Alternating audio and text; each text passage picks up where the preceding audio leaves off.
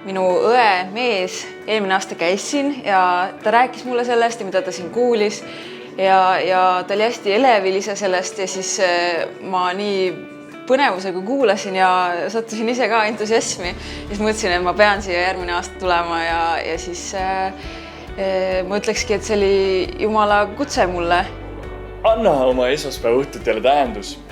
Tule ja õpi piiblit iga esmaspäeva õhtul pastoraadi piiblikoolis, osaledes kohapeal või distantsilt. 9 kuu vältel õpetavad piiblit 11 erinevat lektorit. Piiblikooli õhtud on jaotatud 2 ossa.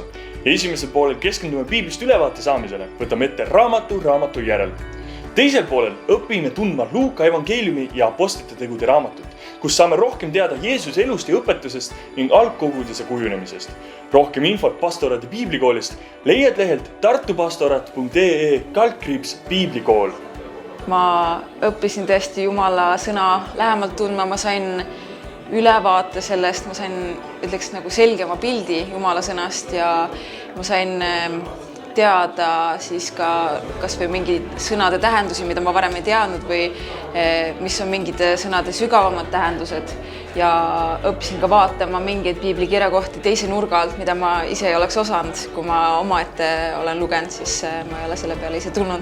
Siin on ka see, et saab lektorite käest küsimusi küsida ja tõesti see on ülimalt hea võimalus, mida siin ära kasutada. Ja see olekski kõik minu poolt.